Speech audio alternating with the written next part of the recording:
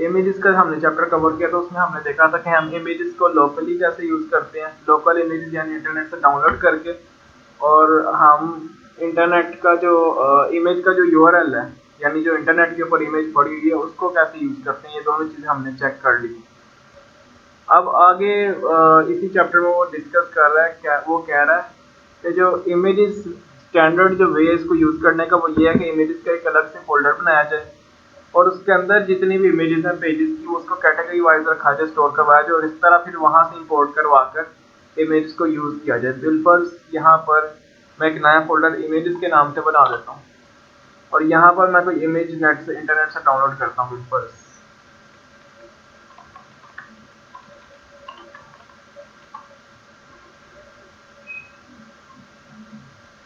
वैसे तो ये बात आप लोग समझ सकते हैं, लेकिन मैं वैसे ही करके दिखा रहा हूँ कि इस तरह इमेजेस के फोल्डर में हम उसको इमेजेस को सेव करवा के, तो उसके पास से फिर उसको गेट कर सकते हैं।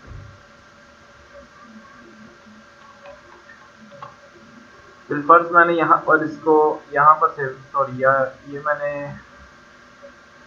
इसको मैं कॉपी कर लेता हूँ इमेज को, वहाँ से जाके जहाँ पे सेव हुई, कंट्रोल एक्स किया मैंने, और यहाँ पर इस फोल्डर में जाके मैंने इसको इमेज को मैंने सेव करवा दिया। अब अगर मैंने इस इमेज को गेट करना है, यहाँ पर index.html की फाइल पहले तो बना लेते हैं।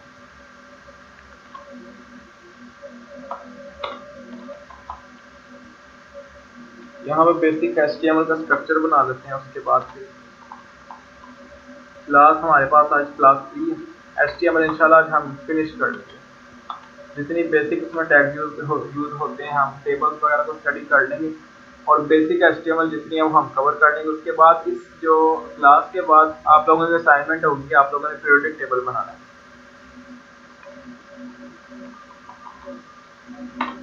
टेबल्स के टैग और टेबल रोज और टेबल कॉलम्स को यूज करके आप लोगों ने पीरियोडिक टेबल बनाना है।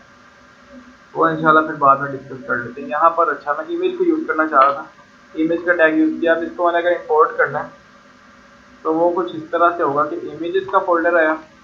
सबसे पहले तो बैक स्लैश मैंने आपको बताया था कि इस पाथ में जितने भी फोल्डर्स, फाइल्स, इमेजेस, उनको एक्सेस करने के लिए जो करंट मेरे पास फाइल है, उसी फोल्डर में जितने भी फोल्डर्स, इमेजेस या हमारे पास फाइल्स, उनको एक्सेस करने के बैक स्लैश हम प्रेस अगर करते हैं, वो सारी मेरे पास एक्सेस होगी। इसी में index.html, इसी को हमने, इसको तो नहीं एक्सेस करना, हमने इमेजेस के फोल्डर के अंदर जाना। इमेज का फोल्डर के अंदर गए, यहाँ पे आ गई mountain.jpg, ये इमेज मेरे पास आ गई। तो इस तरह से हम इमेजेस का सेपरेट फोल्डर बना के उसमें इमेज स्टोर करवा के उसको यहाँ से स्टैंडर्ड वे के इस तरह यूज किया जाए। अगर हम इसको रन करें तो ये यहाँ पर शो हो जाएगी, इमेज हमारे पास ये शो होगी। उसके बाद आगे देखते हैं, इमेज की हाइट और विड्थ डिस्कस होगी कि वो किस तरह चेंज की जा सकती है हाइट और विड्थ के एट्रीब्यूट से।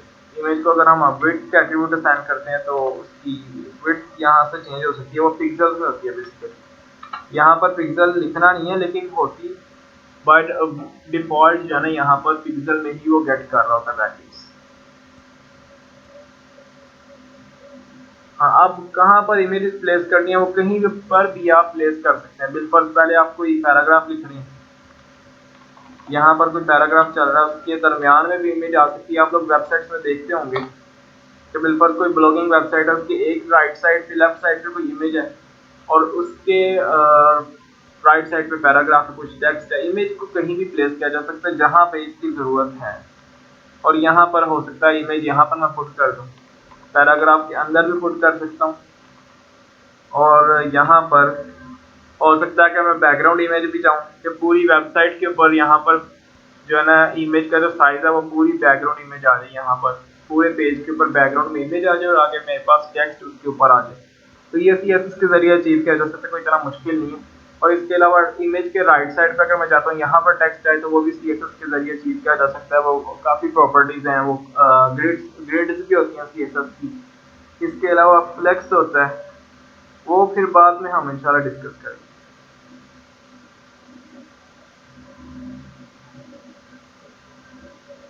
यहाँ पर काफ़ी इंपॉर्टेंट एक कंसेप्ट डिस्कस कर रहा है कि ब्लॉक एलिमेंट्स वो होते हैं कि जो हमेशा न्यू लाइन से स्टार्ट होते हैं। जिस तरह H1 की div का टैग है, वो जब भी हम लिखेंगे उसके अंदर हम कुछ भी लिखेंगे वो हमेशा अगला जो है ना एलिमेंट जो हम उसके बाद लिखेंगे वो हमेशा न्यू लाइन से स्टार्ट होगा। लेकिन जो इमेज है ये इनलाइन है। इमेज होगी, स्पैन हो गया, एंकर का टैग हो गया, बोल्ड का टैग हो गया, टैलिक का टैग हो गया, इनलाइन एलिमेंट्स है। तो ब्लॉक और इनलाइन एलिमेंट्स में आपको डिफरेंस पता होना चाहिए। यानी ब्लॉक एलिमेंट्स वो होते हैं, वो वाले टैग्स जिनको अगर हम यूज करें, जैसा कि मैंने पहले भी डिस्कस इस चीज को कर चुका हूँ कि अगर हम इधर कोई पैराग्राफ इधर कोई चीज लिखते हैं, अब ये वाला जो पैराग्राफ है ये न्यू लाइन से हमेशा स्टार्ट होगा, ये ब्लॉक एलिमेंट है, ये एक नया ब्लॉक बनेगा। और अगर यही चीज मैं अगर यहाँ पर स्पैन लिखता हूँ, स्पैन का टैग यूज किया, this is span element, it's in line. तो अब क्योंकि वो पैराग्राफ के बाद यूज हुआ है तो वो न्यू लाइन पे जा रहा है,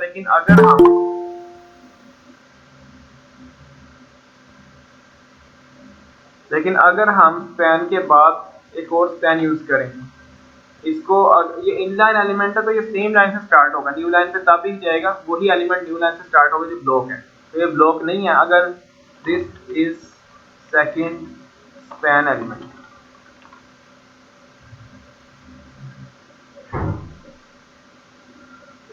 तो आप लोग देख सकते हैं यहाँ से वो न्यू लाइन से स्टार्ट नहीं हुआ, वो उसी लाइन से स्टार्ट हुआ है क्योंकि ये इनलाइन एलिमेंट है। तो इनलाइन एलिमेंट सेम लाइन से स्टार्ट होते हैं और जो ब्लॉक एलिमेंट्स होते हैं वो न्यू लाइन से स्टार्ट होते हैं। अगर मैं इसी को कन्वर्ट कर दूं, this is second paragraph element, इसी को मैं अगर कन्वर्ट कर दूं पैराग्राफ में, तो अब ये न्यू लाइन से स्टार्ट होगा क्योंकि ये पैराग्राफ है, ये ब्लॉक एलिमेंट है। ब्लॉक एलिमेंट्स वो होते हैं जो पूरी स्पेस कवर करते हैं, जितनी विड्थ होती है उसको कवर करते हैं। अगर हम CSS के जरिए इसके ऊपर बॉर्डर अप्लाई करें तो इसका आप देख सकेंगे कि इसकी जो बॉर्डर की विड्थ है वो पूरी जितनी भी डिवाइस की विड्थ है उसकी मुताबिक उतनी होगी उसकी विड्थ। जबकि स्पैन एलिमेंट की वो अगर विड्थ होगी, अगर इसके ऊपर बॉर्डर अप्लाई करेंगे तो इसका बॉर्डर सिर्फ यहाँ से लेके इसके ऊपर, ये जो टेक्स्ट है सिर्फ इसके ऊपर इसका बॉर्डर आएगा। स्पैन एलिमेंट्स वो क्या कहते हैं, इनलाइन एलिमेंट्स वो होते हैं जो न्यू लाइन से स्टार्ट नहीं होती, उसी लाइन के ऊपर कंटिन्यू करते हैं। ये चीज क्लियर है आप लोगों को ब्लॉक एलिमेंट और इनलाइन एलिमेंट का? यहाँ पर किसी को कोई कंफ्यूजन तो नहीं?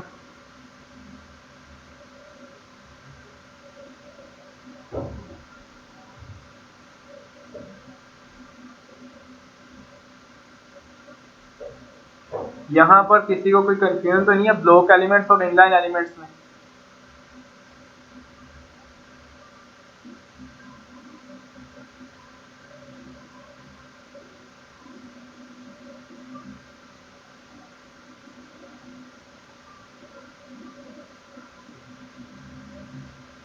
चलें ठीक है, आगे चलते हैं। आगे जो है ना, इमेज को हम अलाइन भी कर सकते हैं, HTML के थ्रू भी कर सकते हैं, और वैसे ये काम सारा CSS के थ्रू भी आसानी से हो सकता है, लेकिन HTML के थ्रू भी करने का एक फॉर्मेटर, वो अलाइन इमेज का एट्रीब्यूट है, उसके जरिए हम अलाइन लेफ्ट कर सकते हैं इमेज को, अलाइन राइट कर सकते हैं, अलाइन सेंटर कर सकते हैं, और इसके अलावा नहीं, अलाइन लेफ्ट और अलाइन राइट ही कर सकते हैं। इसको करके देखते हैं। अलाइन टॉप है, अलाइन मिडल है, अलाइन बॉटम, इसको यूज करके देख लेते हैं। वैसे जो स्टाइलिंग का और जो एडजस्टमेंट के सारे काम है वो ज्यादा बेहतर CSS के थ्रू ही होते हैं। बाकी HTML के थ्रू स्ट्रक्चर जितना हम अच्छा बना लेंगे, जितनी हम बेस अच्छी बना लेंगे, उतना हमारा जो कोड है CSS का और आगे जावास्क्रिप्ट वगैरह का वो हम बेहतर तरीके से लिख सकते हैं। अच्छा, तो यहाँ तक तो हो गया। अब हमारे पास aligning of image using HTML, using align attribute।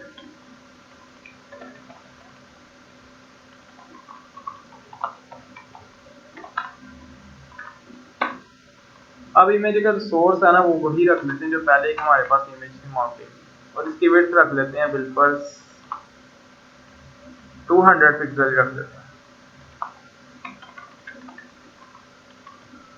और टाइटल का मैं एट्रीब्यूट बताया था कि आप लोगों को टूल टिप की तरह एक टेक्स्ट डिस्प्ले करता है, जैसे आप उस एलिमेंट के ऊपर होवर डिस्प्ले करते हैं जिसका आपने टाइटल जो रखा होता है, उसके ऊपर जैसे ही होवर करते हैं वो टूल टिप का टेक्स्ट आपको डिस्प्ले हो जाता है, वो जो टाइटल के एट्रीब्यूट के अंदर आप टाइटल के एट्रीब्यूट की जो वैल्यू रखते हैं। फिल दिस इज इमेज, ये मैं यूज इस वजह से करवा रहा हूँ ताकि आप लोगों को याद रहें चीज़ें, बाकी अगर प्रैक्टिस करेंगे तो ज़्यादा अच्छे तरीके से याद रहेंगे। इमेज को हमने क्लोज नहीं किया, ये इस वजह से ज़रूरी है करना क्योंकि जैसे ही हम React.js में शिफ्ट होंगे वहाँ पे जाकर अगर आप फॉर्मेट को करेक्ट फॉर्मेट में नहीं करेंगे चीज़ों को, वहाँ पे जाके फिर एरर आएंगे। React.js जो है ना वो इस चीज़ को कॉम्प्रोमाइज़ नहीं करता कि आप लोग एरर्स जो है ना वो एरर वाला कोड लिखें, आप लोगों को सही HTML लिखनी पड़ेगी। अच्छा, यहाँ पर हो गया, अब इसको अलाइन करना था लेफ्ट के ऊपर।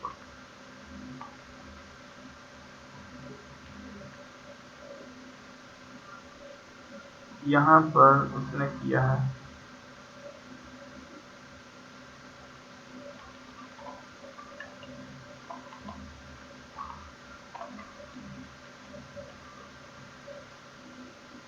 वैसे ये कह रहा है कि ओल्ड कोड है, अब जो है ना CSS थ्रू लाइनिंग होती है, शायद इसी वजह से VS कोड जो है उसको एक्सेप्ट भी नहीं कर रहा।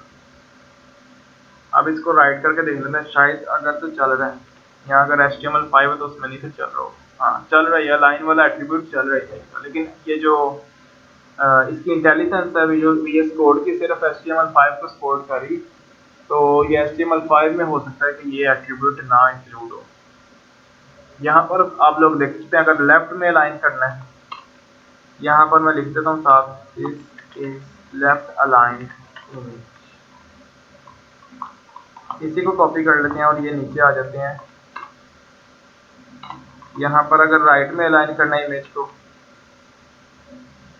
तो हमारे पास हम अलाइन की जो वैल्यू है अलाइन एट्रीब्यूट को हम लिख देंगे राइट, तो वो इमेज हमारे पास राइट के ऊपर अलाइन हो जाएगी। इसी तरह जितने भी एट्रीब्यूट दिए थे आप लोग टेस्ट करके चेक कर सकते हैं। अगर टॉप पे अलाइन करना है, यहाँ पर हम एट्रीब्यूट की अलाइन के एट्रीब्यूट की वैल्यू टॉप लिखेंगे और टॉप के ऊपर अलाइन हो जाएगी।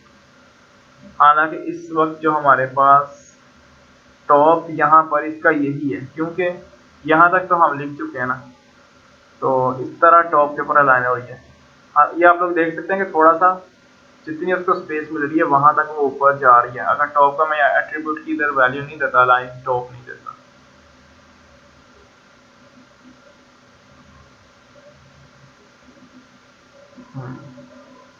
तो यहाँ पर टॉप से यही है ना कि जितनी उसकी स्पेस जहाँ पर उसको जगह मिल रही है टॉप तक, वहां पर वो अलाइन अपने आप को कर रहा है, इमेज अपने आप को अलाइन कर रही है। मिडल, इसके बाद सेंटर में अगर रखना है आपने तो आप सेंटर में कर सकते हैं।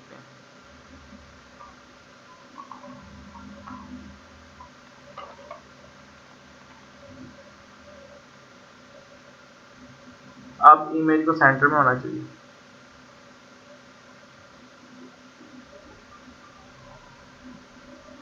हालांकि नहीं हुई वैसे।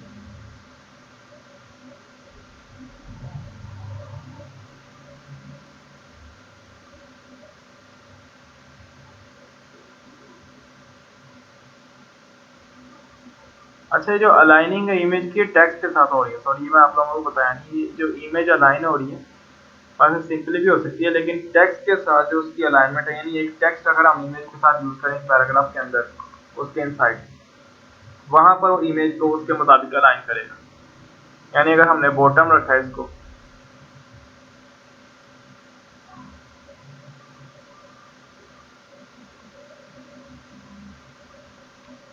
यहाँ पर इसका सोर्स जहाँ मैंने कॉपी किया कोड, अब इसको यहाँ पर आना चाहिए। तो अब आप लोग देख सकते हैं कि इमेज को अगर मैंने बॉटम पे अलाइन किया है, अलाइन अगर मैं मिडल करता हूँ,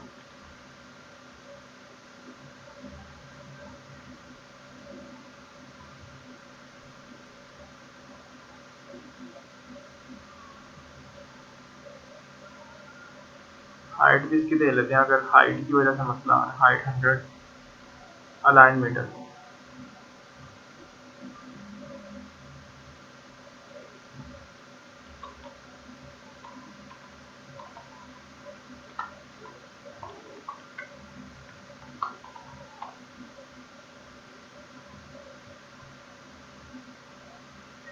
चलें इसको देख लेते हैं, मेरे ख्याल में इस पर इतनी टेंशन लेने की जरूरत नहीं है, अगर ये वर्क नहीं भी कर रहा, क्योंकि ये पुराना कोड है हम HTML5 यूज कर रहे हैं, अगर HTML से अलाइनमेंट इसकी नहीं भी हो रही, हम इसको CSS के थ्रू आसानी से अचीव कर सकते हैं।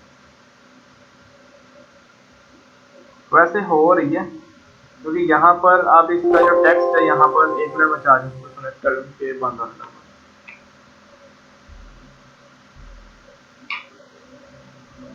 अच्छा, यहाँ पर जो अलाइन हो रहा है ना, वो इस तरह हो रहा है कि ये जो टेक्स्ट है ये मिडल पे आ रहा है इमेज के साथ, और अगर हम इस पे बॉटम पे लिखेंगे तो इमेज का जो टेक्स्ट है हमारे पास इमेज के साथ आ रहा है वो बॉटम पे आ जाएगा, टॉप लिखेंगे तो ये टॉप पे आ जाएगा। तो इस तरह से इसकी कुछ अलाइनमेंट हो रही है। अगर मैं इसको बॉटम लिखता हूँ तो अब ये टेक्स्ट आप लोग देख सकते हैं बॉटम में चला गया। मैं अगर यहाँ पर टॉप लिखता हूँ तो यहाँ पर ये टॉप पे चला गया। अगर मैं इधर लेफ्ट अलाइन लिखता हूँ तो ये सारा टेक्स्ट जो है वो लेफ्ट के ऊपर अलाइन हो गया बगैर कोई स्पेस अकर किए। अगर मैं राइट अलाइन करता हूँ तो ये टेक्स्ट आप लोग देख सकते हैं कि यहाँ पर आ गया राइट साइड पे, और इमेज जो है ना वो लेफ्ट साइड पे सॉरी टेक्स्ट आ गया, और इमेज राइट साइड पे चली क्योंकि हमने राइट अलाइन के एट्रीब्यूट की वैल्यू यूज की। तो इस तरह से इसकी जो है ना अलाइनमेंट होती है। यहाँ पे उसने कुछ रूल्स बताए इमेज को स्टोर करने के लिए। जैसे जैसे आप ये वेब डेवलपमेंट में आगे बढ़ते जाएंगे आप लोगों को पता लगता जाएगा कि इमेज का कौन सा फॉर्मेट जो है आप लोगों को यूज करना चाहिए। कुछ ऐसे फॉर्मेट है जो आप लोगों ने शायद अभी तक कभी भी नहीं सुने होंगे, जिस तरह के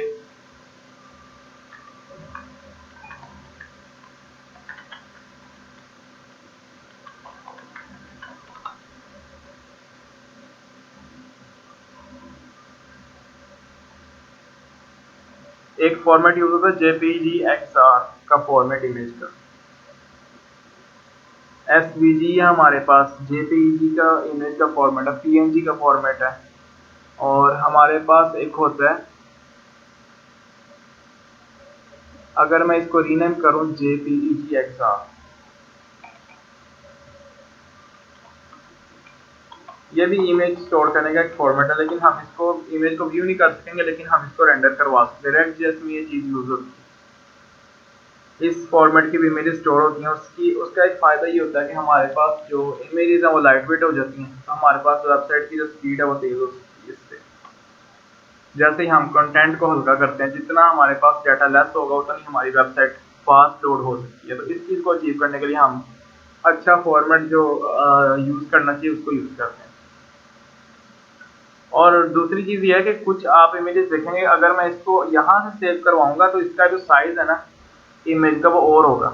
अगर मैं इसको यहाँ पर जाकर यहाँ पर मैं इसको ओपन कर रहा हूँ और अब इसके बाद इसको सेव कर रहा हूँ, यहाँ पर इसका साइज और होगा। तो हर इमेज का जो जब इमेज बनती है उसका एक साइज होता है। तो इमेज जब यूज करते हैं तो अक्सर औकात ये भी होता है कि अगर बिल्कुल कोई इमेज जो है ना इतनी समझ में बड़ी नहीं है, लेकिन मैं अगर उसको पूरे पेज के ऊपर बैकग्राउंड इमेज उसको use as a background image अगर उसको यूज कर लेता हूँ, उसका नुकसान ये होता है कि इमेज जो है ना उसकी वो जो पिक्सल्स है वो फैल जाते हैं, और उसके बाद जो उसकी क्वालिटी है वो ख़राब हो जाती है। तो हमें बैकग्राउंड इमेज अगर हमने कोई यूज़ करनी है तो वो फुल साइज इमेज हमें यूज़ करनी चाहिए, यानी जिस तरह का हमें साइज रिक्वायर है, जिस जगह पे हमें इमेज यूज़ करनी है उसका साइज भी उसी के मुताबिक होना चाहिए।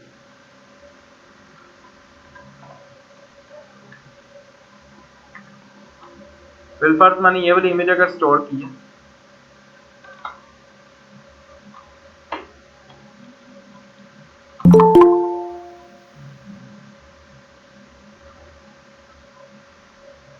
बिलफर्ज मैंने एक इमेज स्टोर की है। अब हम इमेज को साइज को चेक कर रहे हैं कि इमेज का साइज किस तरह से खराब हो सकता है। जैसे कि मैंने अगर विड्थ इमेज की मैं ज़्यादा सारी दे रहा हूँ, इमेज का साइज उतना नहीं है जितनी मैं उसको विड्थ दे रहा हूँ, तो उसकी जो इमेज की क्वालिटी है वो ख़राब हो जाएगी।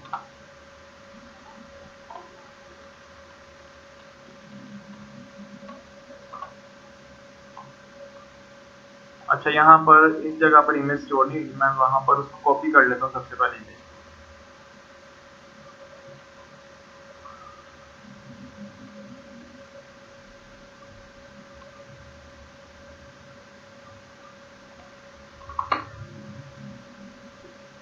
अब इसका जो इमेज जो पहले शो हो रही थी, अगर साइज हम कुछ भी नहीं असाइन करते, विड्थ में इसकी कुछ भी नहीं असाइन कर रहा, ना ही हाइट चेंज कर रहा, तो जो इमेज की डिफॉल्ट हाइट और विड्थ होती है उसी के मुताबिक इमेज रेंडर हो रही है।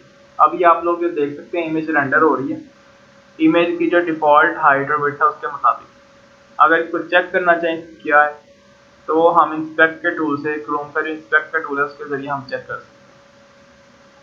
अगर मैं यहाँ पर इंस्पेक्ट पे क्लिक करूँ तो यहाँ पर इमेज की हम मेरे पास जो विड्थ आ रही है वो आ रही है 500 पिक्सल्स और हाइट मेरे पास आ रही है 334 पिक्सल्स की हाइट आ रही है।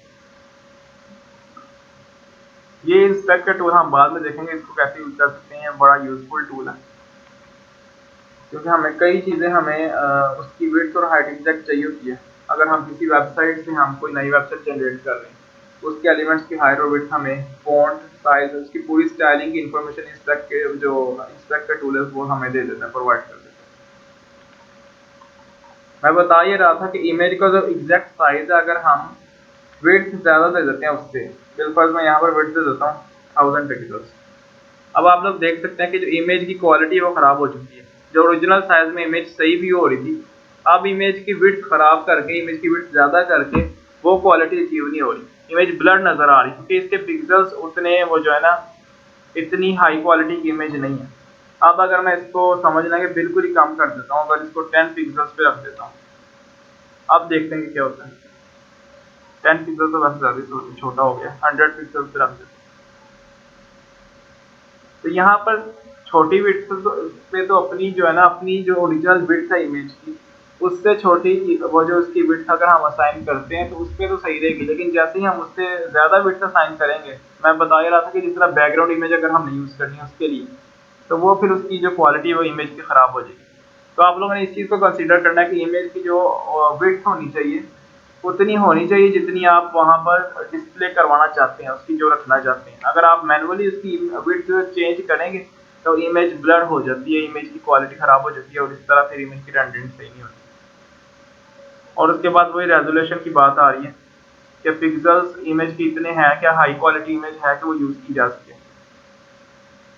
और इमेज को ये जो सेव करने का ग्राफिक डिजाइनर ज़्यादा बेहतर तरीके से जानते हैं। वैसे हमें भी थोड़ा बहुत पता होना चाहिए कि इमेज के कुछ जो है ना समझने के टूल्स हैं उसको सेव करवाने के लिए, उसको एडिट करने के लिए। इमेज के डायमेंशन, ये विड्थ होती है, उसकी हाइट होती है इमेज की। उसके बाद इमेज को क्रॉप करना आराम से आप लोग कर सकते हैं। बिल्कुल ये मेरे पास इमेज है, ये तो आप लोगों को आता ही होगी किसी भी टूल में जाके। यहाँ पर इमेज को बिल्कुल मैं पेंट 3D से ओपन कर लेता हूँ, यहाँ पर इसको जाके क्रॉप कर सकता हूँ। ये तो आप ऑनलाइन किसी भी टूल से इमेज को क्रॉप कर सकते हैं। बिल्कुल आपको पूरी इमेज नहीं रिक्वायर है, आपको जो है ना उससे कम रिक्वायर है, आप जाके इसको क्रॉप करके जितनी रिक्वायर है आप विड्थ और हाइट के मुताबिक, यहाँ पर उसकी विड्थ और हाइट भी शो हो रही है, उसको एंटर प्रेस करेंगे, इतनी मेरे पास जो है ना इमेज अब सिर्फ इतनी रहेगी। सेव अगर मैं करता हूँ तो मेरे पास अब इमेज जो रेंडर हो रही है यहाँ पर,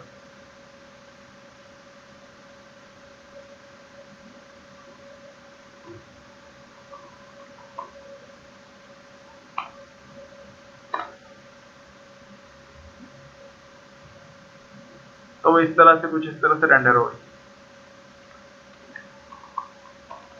फॉर्मेट उसका पीएनजी में चेंज हो गया था, इस वजह से वो जो है ना एरर आ रहा था, शो नहीं करवा रहा था। तो इस तरह से अब वो सिर्फ वही इमेज शो करवा रहा है जो मैंने क्रॉप।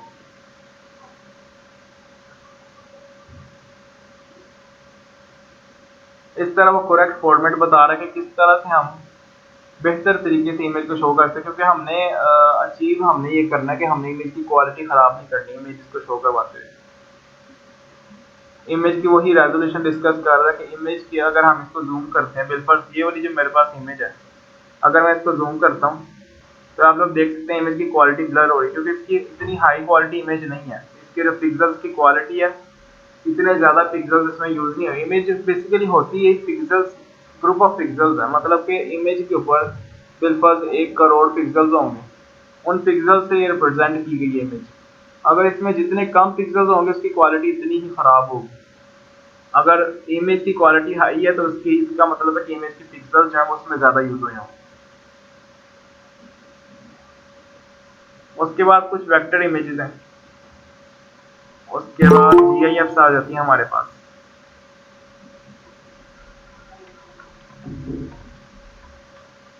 बिल्कुल हम एक GIF यूज कर लेते हैं internet,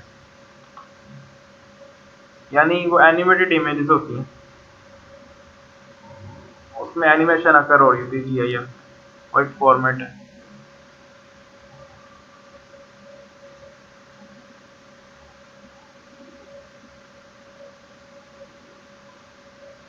car travelling on a road,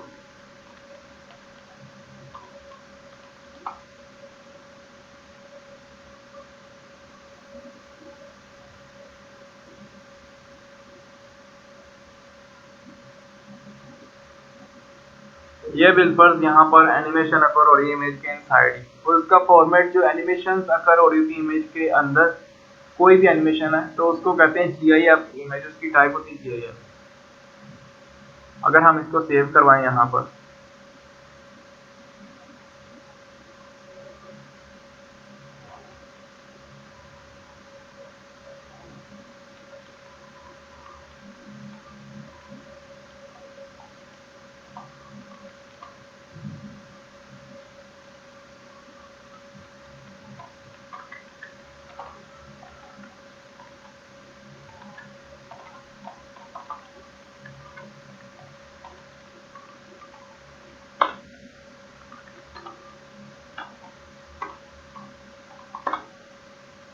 अब अगर हम इसको रेंडर करवाएंगे तो जो उधर जो है ना एनिमेशन वहां पर शो हो रही थी वो यहीं पर हमारे पास शो हो रही है। तो इस टाइप की इमेज जो है ना, जो एनिमेटेड इमेज होती है उसको GIF का फॉर्मेट हम कहते हैं। इसकी विड्थ अगर हम बिल्कुल कम कर देते हैं तो यहाँ पर हमारे पास इस तरह से शो हो रही है। अच्छा, उसके बाद इमेज की ट्रांसपेरेंसी है, तो बिल्कुल हम इमेज को ट्रांसपेरेंट करना चाहते हैं। कुछ इमेज की ट्रांसपेरेंसी जो है ना वो हम CSS के जरिए अचीव कर सकते हैं, वो अभी फिलहाल डिस्कस करने की जरूरत नहीं है।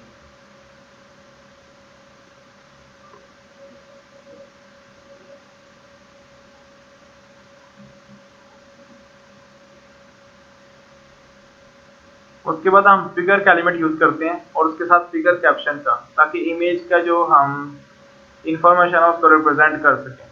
जरूरी नहीं है वैसे, हम पैराग्राफ यूज कर सकते हैं, डिव भी यूज कर सकते हैं, कुछ भी यूज कर सकते हैं, लेकिन इस तरह भी एक स्टैंडर्ड तरीका यही है।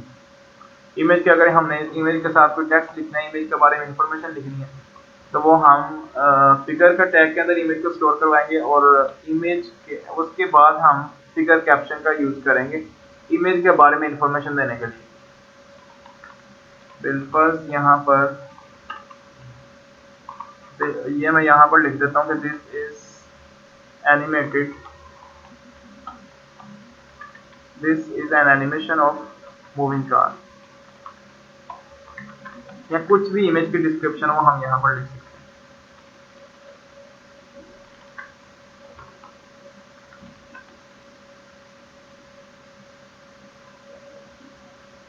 तो यहाँ पर उसके साथ इमेज की जो है ना मेरे पास उसकी डिस्क्रिप्शन यहाँ पर आ गई।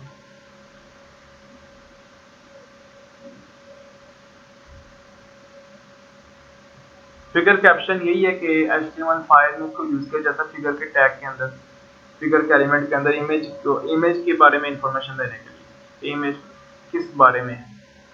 तो यहाँ तक हमारे पास इमेजेस का चैप्टर है, चैप्टर नंबर 5 हम कवर कर चुके हैं। अब उसके बाद सबसे इम्पोर्टेंट चैप्टर है ना वो टेबल्स का है। HTML5 में, HTML में या वेब डेवलपमेंट में टेबल्स बहुत ज़्यादा यूज होते हैं। हमारे पास टेबल्स हर जगह पर यूज होते हैं। बिल्कुल एक HTML हमारे पास अगर टेबल है ना,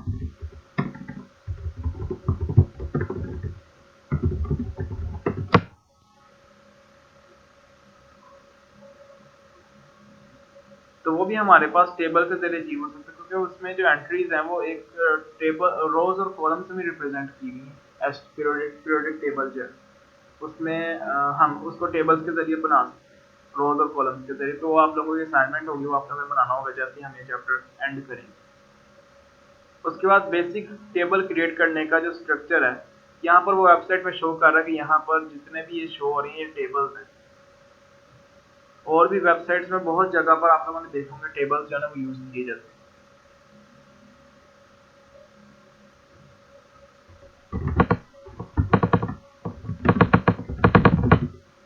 आप लोगों के ज़हन में कोई एग्जांपल आ रही हो कि जहां पर आप लोगों ने देखा हो टेबल्स यूज किए हो?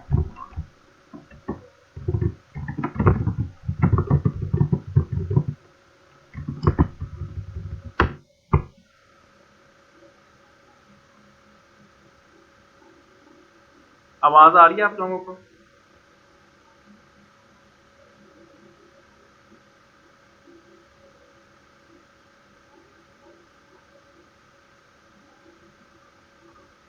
मैंने आप लोगों से पूछा कि अगर आप लोगों ने कोई एग्जांपल आप लोगों के माइंड में जहां पर टेबल्स यूज किए गए हों तो वो शेयर आप लोग कर सकते हैं, क्योंकि साथ साथ जिस इंटरेक्ट अगर आप लोग करेंगे तो वो ज़्यादा बेहतर है, ताकि मुझे पता लगता रहे आप लोग सुन रहे हैं।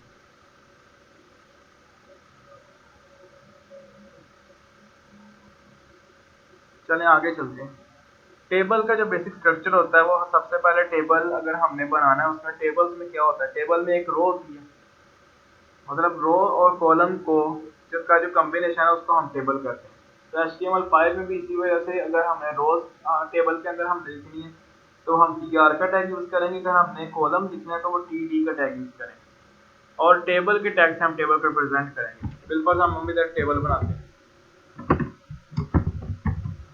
और यहाँ पर सबसे पहले जो उसका मेन कंटेनर टेबल बनाने का वो टेबल का टैग है, उसके इनसाइड पे हमारे पास रोज आती है, रोज होंगी और उसके इनसाइड पे हमारे पास एक रो के अंदर जितने भी हम कॉलम लिखना चाहते हैं वो हम यहाँ पर TD के टैग से लिख सकते हैं। बिल्कुल मैं यहाँ पर लिखता हूँ फर्स्ट कॉलम और फर्स्ट रो।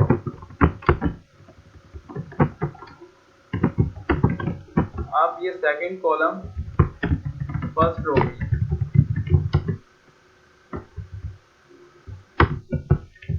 अब थर्ड कॉलम भी फर्स्ट रो का की,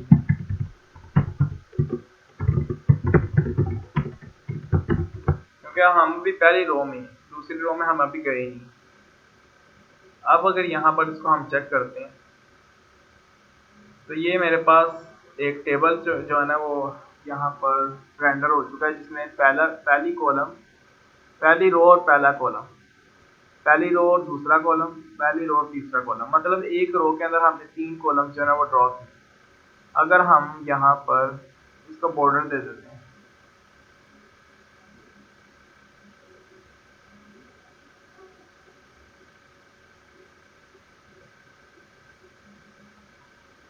ताकि हम इसको आइडेंटिफाई कर सकें कि हमारे पास जो ड्रॉ हुआ टेबल वो सही है कि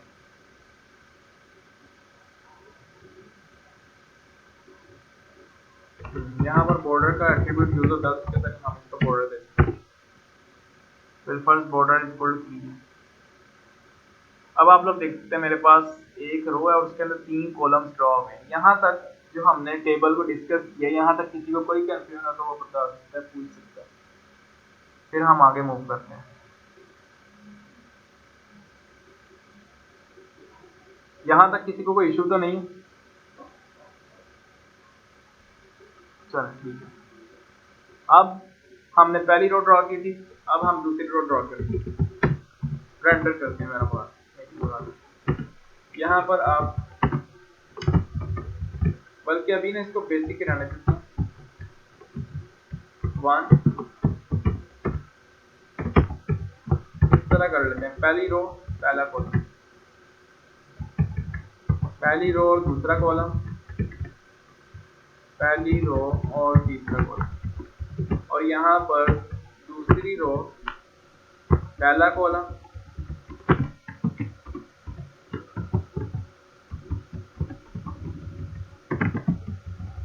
दूसरी रो और दूसरा कॉलम, और यहाँ पर दूसरी रो और तीसरा कॉलम।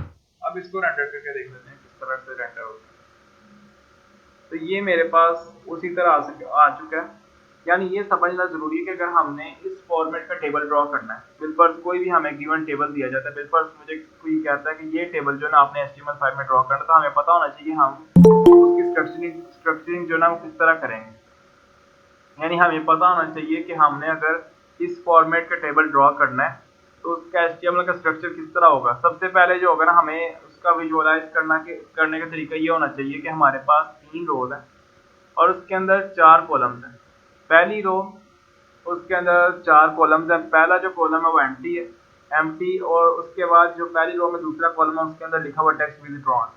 अगर हम इसको ड्रॉ करें, इस जो टेबल है हमारे पास, अगर इसको ड्रॉ करें तो किस तरह से करें?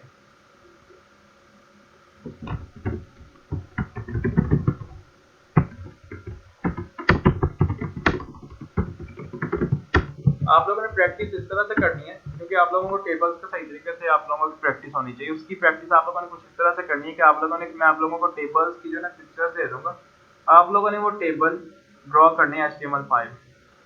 अब आप लोगों को पता होना चाहिए कि यहाँ पर सबसे पहली रो है, उसके अंदर 4 कॉलम्स है। तो हम क्या करेंगे, सबसे पहले जो है ना, अगर हमने टेबल ड्रॉ करना है तो उसके अंदर सबसे पहले हम यूज करेंगे टेबल का एट्रीब्यूट, टेबल का टैग। उसके इनसाइड में टेबल का, अगर हमने टेबल ड्रॉ करना है उसके अंदर सबसे मेन कंटेनर होगा टेबल का। उसके अंदर टेबल के अंदर क्या होंगी, रोज और कॉलम्स। पहली रो हमने ड्रॉ करनी है तो हम क्या यूज करेंगे, tr का टैग। रो अगर हमने रो के अंदर होते हैं कॉलम्स। अगर हमने रो बनानी है हम यूज करेंगे tr का टैग। मैंने लिख दिया इधर tr। अब मैंने इधर बनाना है कॉलम्स, यानी अब हम इधर तक पहुंच चुके हैं, ये हमने रीच कर चुके हैं, यहाँ तक हमारी एक्सेसिबिलिटी हो चुकी है। अब मैं चाहता हूँ इसके अंदर कॉलम्स बनाऊं और ये विथड्रॉन, क्रेडिट, बैलेंस, ये सारा कुछ लिखूं। अब ये कैसे होगा, अब यहाँ पर मैं लिखता हूँ dd, पहला एम्प्टी है तो मैं इसको एम्प्टी छोड़ दिया। यहाँ पर पहला क्योंकि एम्प्टी था तो मैंने इसको यहाँ पर dd के टैग में, यानी जो पहला कॉलम है, पहली रो का जो पहला कॉलम है, इसके अंदर मैंने कुछ भी नहीं लिखा, क्योंकि मैं इसी को अचीव करना चाह रहा हूँ फिलहाल। अच्छा, उसके बाद दूसरी जो दूसरा कॉलम है पहली रो का, उसके अंदर लिखा हुआ विथड्रॉन टेक्स्ट, तो मैं यहाँ पर लिख देता हूँ विथड्रॉन। तीसरा कॉलम पहली रो का, उसके अंदर क्या लिखा हुआ, क्रेडिट।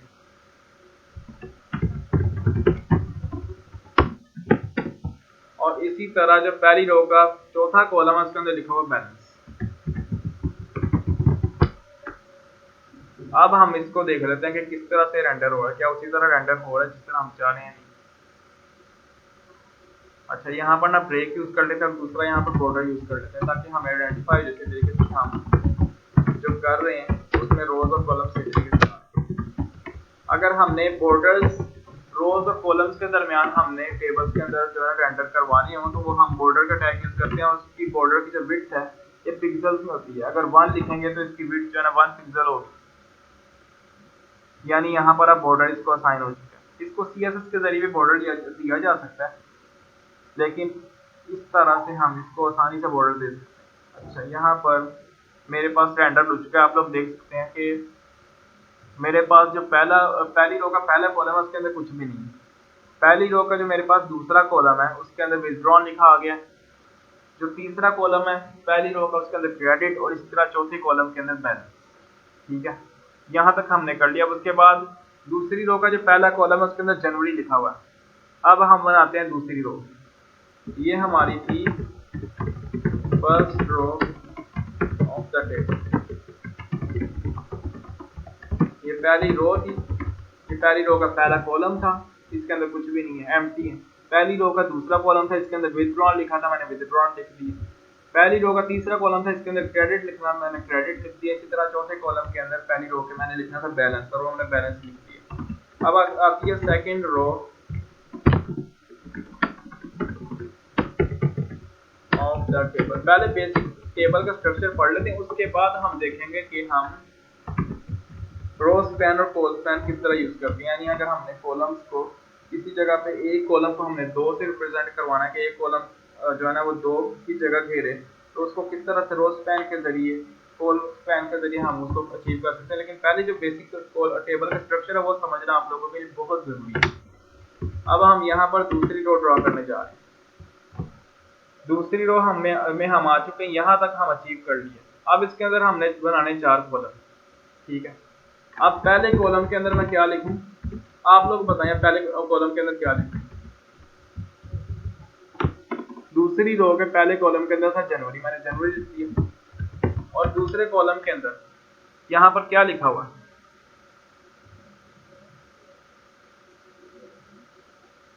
आवाज आ रही है आप लोगों को मेरी?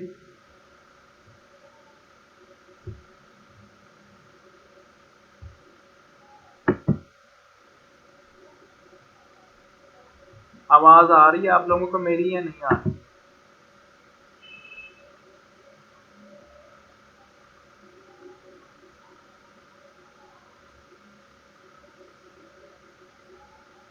तो भाई फिर आंसर करें ना, मैं आप लोगों को इंटरेक्शन चाह रहा हूँ, मैं चाह रहा हूँ आप लोग बीच में पार्टिसिपेट करें, क्योंकि आप लोग पार्टिसिपेट करेंगे, सवाल पूछेंगे, फिर ही आप लोगों को समझ लगेगी, क्योंकि मुझे तो आता है, समझाना मैंने आप लोगों को।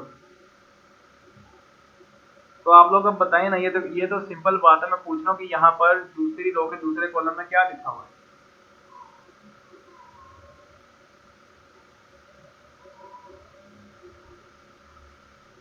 ठीक है 250 लिखा हुआ है, लेकिन मैसेज की बजाय अगर आप वॉइस से बोल सकते हैं तो बोल के भी बता सकते हैं, वो इतना कोई मसला नहीं है।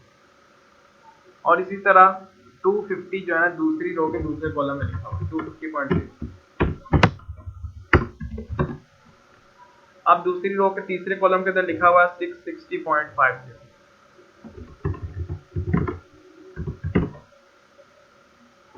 और इसी तरह दूसरी रो के चौथे कॉलम के अंदर लिखा हुआ 410.50।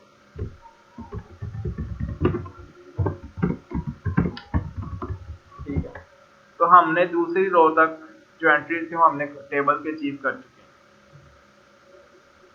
तो यहाँ पर आप लोग देख सकते हैं कि जो दूसरी रो तक हमारे पास टेबल वो ड्रॉ हो चुके हैं।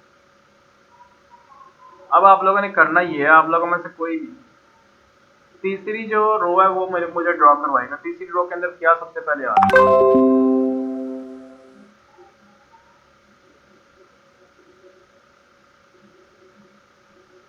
हाँ जी, तीसरी रो के अंदर तीसरी रो की मैंने एंट्रीज ड्रॉ कर ली है, मैं दूसरी रो तक अचीव कर चुका हूँ इस टेबल को ड्रॉ करने में, यहाँ तक मैं अचीव कर चुका हूँ। और मैं तीसरी रो ड्रॉ करनी है, मैं क्या करूँगा सबसे पहले? आंसर चाहिए मुझे आप लोगों को।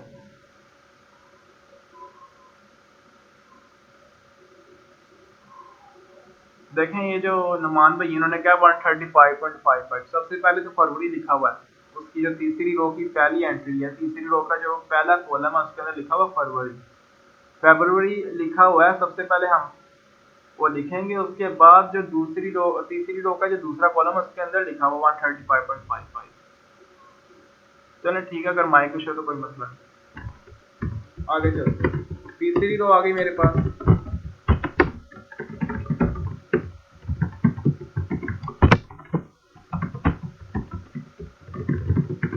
कमेंट्स में इस वजह से लिखा हूं ताकि आप लोगों को पता लगे कि ये पहली रो है, दूसरी रो है, तीसरी रो यहाँ से स्टार्ट हो गई। अच्छा, यहाँ पे तीसरी रो के पहले कॉलम के अंदर लिखा हुआ था फेब्रुअरी,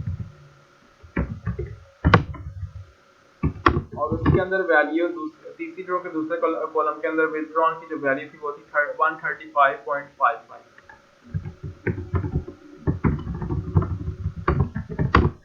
और इसी तरह तीसरी रो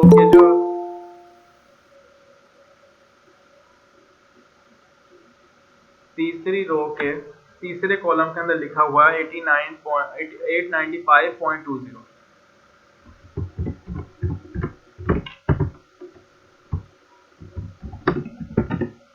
और इसी तरह तीसरी रो के चौथे कॉलम के अंदर लिखा हुआ है 1170.15। अब हम इसको देख लेते हैं क्या हमारे पास जो रिजल्ट था, ये वाला जो टेबल हमने ड्रॉ करना था, क्या हम बना चुके हैं कि नहीं। तो ये यहाँ पे आप लोग देख सकते हैं बिल्कुल सेम हमारे पास वही जो हमने टेबल ड्रॉ करना था वो हम HTML5 के थ्रू यहाँ पर अचीव कर चुके हैं। ठीक है, यहाँ तक टेबल के जो स्ट्रक्चर है, टेबल का स्ट्रक्चर ड्रॉ करने में आप लोगों में से किसी को भी कोई भी इशू होगा वो पूछ सकते हैं, क्योंकि टेबल का स्ट्रक्चर समझना बहुत ज़्यादा ज़रूरी है। अगर नहीं क्लियर तो मैं दोबारा बता देता हूँ, लेकिन इसको समझना सबसे ज़्यादा ज़रूरी है। टेबल्स बहुत ज़्यादा यूज होते हैं, तो हमें पता होना चाहिए कि अगर हमने कोई भी टेबल ड्रॉ करना है उसका स्ट्रक्चर किस तरह से होगा। टेबल्स क्लियर है? चलें ठीक है, आगे चलते हैं। अच्छा, यहाँ पर बैकग्राउंड कलर वो यूज कर रहा है, मतलब किसी भी रो के ऊपर, किसी भी कॉलम के ऊपर हम बैकग्राउंड कलर यूज कर सकते हैं। फिल्टर्स में यहाँ पर यूज कर लेता हूँ PG। बैकग्राउंड कलर का जो एट्रीब्यूट है, यहाँ पर मैं कलर का जो यहाँ पर मैं कोड दे देता हूँ। नेट पर सर्च कर लेते हैं कि ग्रीन कलर का जो कोड है,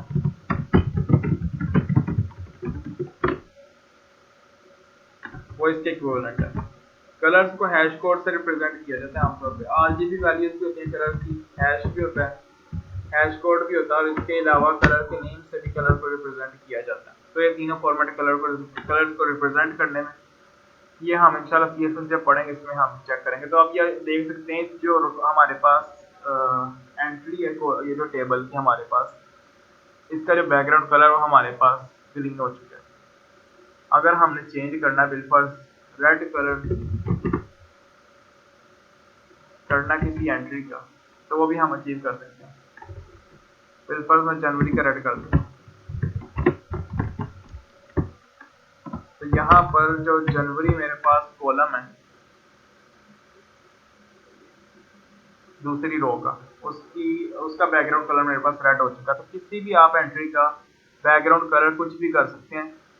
बीजे कलर का जो उसका एट्रीब्यूट है वो यूज होता है, और उसकी अब वैल्यू जो भी कलर आप असाइन करेंगे उसकी वैल्यू बैकग्राउंड कलर वही हो जाएगा। उसके अलावा यहाँ पर टेबल्स में हमने अभी तक इसका स्ट्रक्चर तो देख लिया, उसके बाद देख लेते हैं कि टेबल्स को हम एक और चीज यूज होती है कि यहाँ पर मैंने टी डी यूज किया, सारे कॉलम्स यूज किए, लेकिन वो जो टेबल हेडिंग, वो जो हमारे पास रो होती है ना, सबसे पहली रो, ये मेरे पास थी हेड रो। इसको अगर हम लिखना चाहें बोल्ड के अंदर, यानी इसको हम हेडिंग्स यानी विथड्रॉन सारी एंट्रीज जो है ना आगे, वो यहाँ पर जनवरी में कौन सी है, फरवरी में कौन सी विथड्रॉन हुई है, विथड्रॉन एक हमारे पास हेडिंग है, क्रेडिट भी हेडिंग है, बैलेंस भी हेडिंग है टेबल की। तो हेडिंग को अगर हम किसी कॉलम को अगर हम हेडिंग वो जो उसकी एंट्री बनाना चाहें तो हम यूज करते हैं TH का टैग। TH का टैग मतलब होता है इसका टेबल हेडिंग, और TD का टैग का मतलब होता है टेबल डिस्क्रिप्शन। अब मैं यहाँ पर इनको टेबल हेडिंग से बनाना चाहता था, तो मैं यहाँ पर यूज करूंगा TD के बजाय TH का टैग। वो क्या करेगा, सिर्फ इसको बोल्ड कर देगा। वैसे TD के अंदर हम एक और काम भी कर सकते हैं, मैं ये भी कर सकता हूँ यहाँ पर बोल्ड का टैग यूज करके क्रेडिट को मैं बोल्ड बना दूँ और मैं कौन सी हेडिंग होगी, ये भी एक तरीका है। लेकिन ये कोई अच्छा तरीका नहीं है। आमतौर पर जो हेडिंग्स होती है टेबल की, उसको TH के टैग से रिप्रेजेंट किया जाता है, जो स्टैंडर्ड फॉलो होता है वही। और इसी तरह जनवरी के अंदर जनवरी को बोल्ड किया हुआ था, ये भी एक हेडिंग थी। जनवरी के अलग कैटेगराइज है, फरवरी के अलग कैटेगराइज है, तो इसको भी हम TH के टैग से रिप्रेजेंट करें जैसा कि उधर बोल्ड हुआ हो। तो अब आप लोग देख सकेंगे यहाँ पर मेरे पास ये बोल्ड हो गया टेबल हेडिंग के तौर पर। तो TH का टैग इसलिए यूज होता है हमारे पास।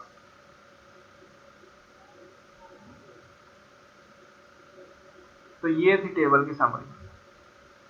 यानी टेबल अगर हमने ड्रॉ करना है तो सबसे पहले टेबल का टैग, उसके अंदर रोज आती हैं और कॉलम्स आती हैं। रो का अगर हमने सबसे पहले रो बनानी है तो हम यूज करेंगे TR का टैग, और उसके अंदर हमने जितने भी कॉलम्स बनाने हैं उतनी हम TD के वो जो टैग है वो यूज कर लेंगे, उतनी हम TD के एलिमेंट्स को ड्रॉ कर लेंगे।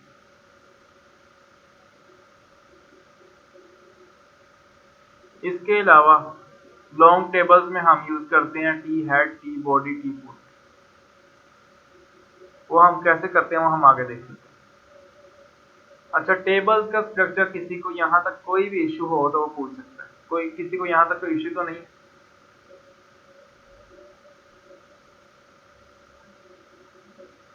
टेबल्स के अंदर किसी को कोई इशू तो नहीं?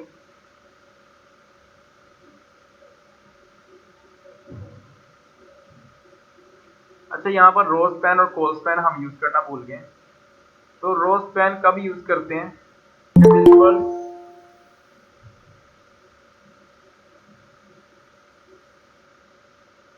बिलफर्ज मैं चाहता हूँ कि मेरे पास एक रो है, उसके अंदर हाँ चलें एक कॉलम है मेरे पास, अब कॉल स्पैन को यूज कर लेते हैं। अब मेरे पास इसकी जो एंट्रीज है ना, मैं चाहता हूँ ये जो एक एंट्री है इसकी मिसिंग है। यानी हर हमने अभी तक जो टेबल ड्रॉ किया ना, बेसिकली मैं बताता हूँ इसका यूसेज क्यों होता है। हमने जो टेबल ड्रॉ किया इसके अंदर क्या है, 3 रोज हैं और 4 कॉलम, ठीक है ऐसे ही। अब इसके अंदर अगर हम एक एंट्री किसी रो की मिसिंग कर देते हैं, किसी रो का कोई कॉलम मिस कर देते हैं, बैलेंस बिलफर्ज में मिस कर देता हूँ, तो अब ये टेबल जो है ना सही नहीं लगेगा। बिलफर्ज यहाँ पर मैं जाके ना जो 410.50 है वो मैं कॉलम यहाँ पर रिमूव कर देता हूँ, यानी एक इसका कॉलम मिस हो गया। तो यहाँ पर अब ये यहाँ पर ब्लैंक आ रहा है, तो इसको फिल करने के लिए मैं चाहता हूँ कि ये जो 660.50 है ये दो कॉलम की जगह घेर ले, क्रेडिट के ऊपर भी और बैलेंस के ऊपर भी। तो इस एक जो कॉलम है, एक रो का जो एक कॉलम है उसको दो कॉलम्स के बराबर बनाने के लिए हम यूज करेंगे कॉल स्पैन इक्वल टू, यानी मैं उसको दो कॉलम्स के बराबर बनाना चाहता हूँ। मैं इसका एट्रीब्यूट यूज करूंगा कॉल स्पैन इक्वल टू। तो अब आप लोग देख सकेंगे कि ये जो है ना पूरे दो कॉलम्स की जगह घेर रहा है। ठीक है, यहाँ तक क्लियर है। कॉल स्पैन हमने डिस्कस किया कि कॉल स्पैन क्या होता है।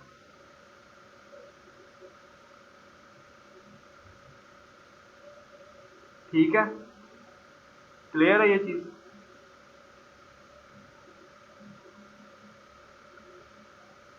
सिमिलरली रो स्पैन भी हमारे पास यही यूज होता है। अगर मैं बिल पर जनवरी का सारा ही रिमूव कर देता हूँ, ये वाला कॉलम भी रिमूव करने लगा हूँ, अब मैं कॉल स्पैन क्या दूंगा,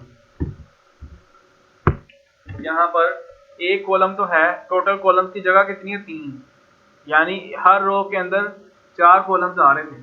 और मैंने अगर यहाँ पर कितने टीडी लिखे हैं या टीएच, मैंने कितने यहाँ पर कॉलम्स ड्रॉ किए हैं, मैंने सिर्फ 2 लिखे हैं। और फिर मुझे करना ये पड़ेगा, मुझे वो जो टेबल की प्रॉपर स्पेस फिल आउट करने के लिए मुझे कॉल स्पैन यूज करना पड़ेगा कि हर वो जो रो है उसके अंदर 4 कॉलम आ रहे हैं, तो मुझे एक कॉलम तो मैंने ठीक है उसको वो एक कॉलम के बराबर जगह दे दी। अब जो बाकी 3 कॉलम्स की जगह बच रही है, वो मैंने 2 कॉलम्स को खाली नहीं जगह छोड़नी, वो मैंने एक कॉलम को 3 के बराबर करार देके मैंने इसको फिल आउट कर दी।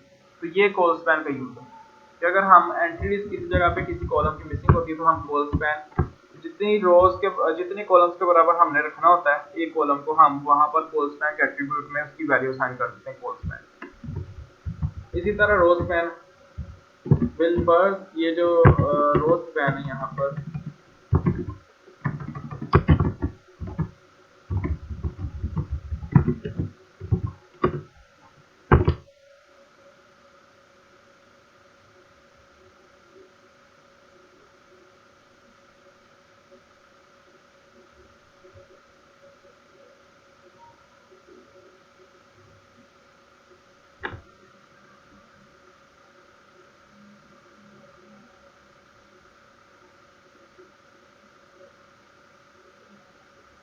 यानी अगर हमने एक कॉलम से ज्यादा की जगह देनी हो तो हम कॉल स्पैन का एट्रीब्यूट यूज करते हैं। फिर अगर हमने एक रो स्पैन का चेक कर लेते हैं, एचटीएमएल किस तरह का यूज होता है।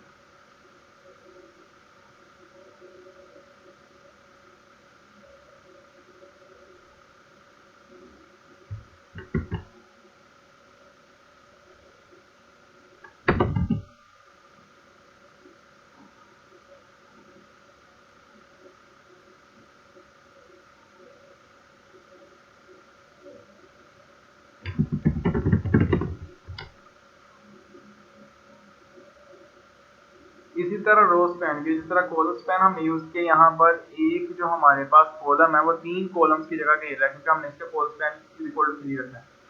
अब इसी तरह रो स्पैन है, यानी एक जो हमारे पास रो है वो 2 रोज की जगह घेर रही है, 2 रोज की जो जगह है वो कवर कर रही है। यहाँ यहाँ पे जो हमारे पास $50 की जो रो है उसका रो स्पैन मेरे पास 2 है। ठीक है, वो किस तरह से है, क्योंकि इसका जो नेक्स्ट रो में जो कॉलम था हमारे पास वो मिसिंग था। अब इस पर अगर इधर रो स्पैन इक्वल टू ना करूं और मैं इधर जो है उसकी एंट्री फिल आउट करूं, फिल्पर्स में यहाँ पर रख देता हूँ $।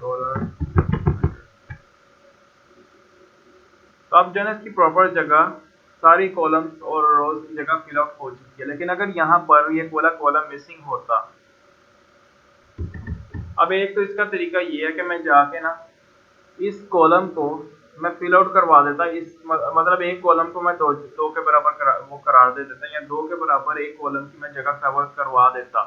लेकिन मैं चाहता हूँ एक रो की, ये वाली जो रो है, चले ऐसा करते हैं, वाली रो को जो है 2 कॉलम्स के वो 2 रोज के बराबर एक रो को मैं जगह कवर करवाऊँ। तो उसके लिए मैं यूज करूंगा रो स्पैन। और मैं कहाँ किस रो को करवाना चाहता हूँ, किस कॉलम को करवाना चाहता हूँ, 2 रोज के बराबर जगह उसकी $50 की, तो मैं $50 के ऊपर जाके लिखूंगा row span is equal to.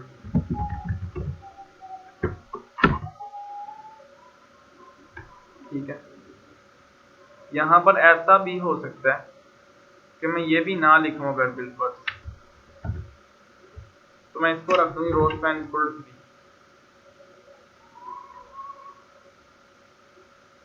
लेकिन इसको यहाँ से यहाँ पर लेके जाना पड़ेगा।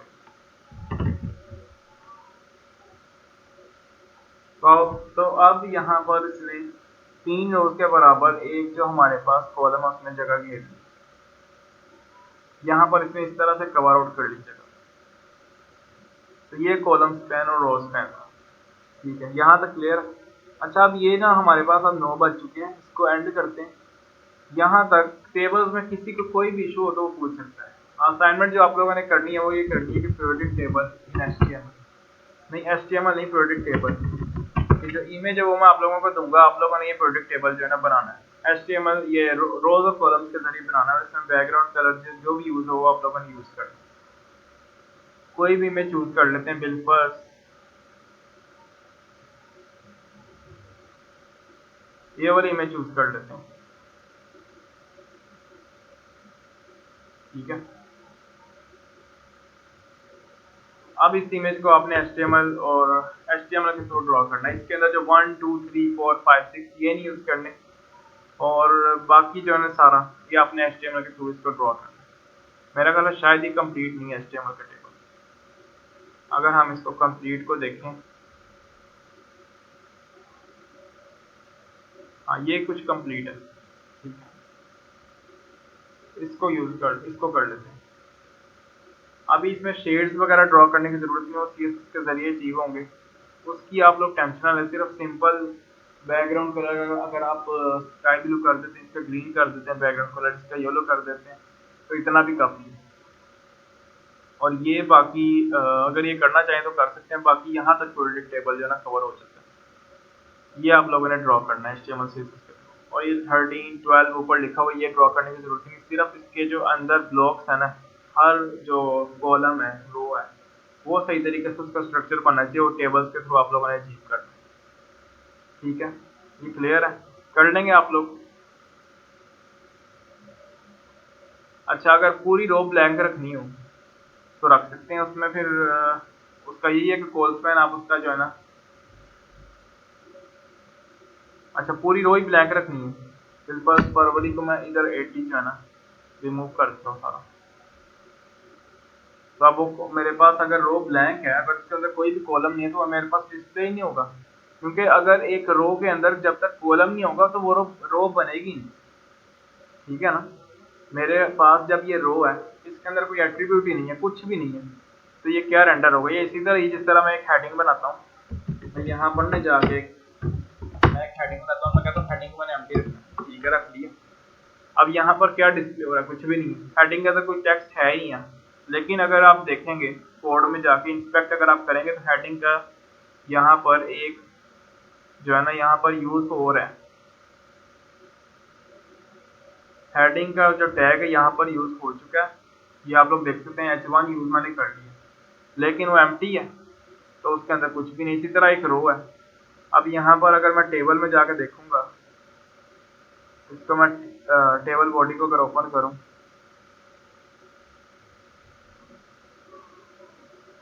तो मेरे पास ये वाली जो रो है इसके अंदर कुछ भी नहीं है,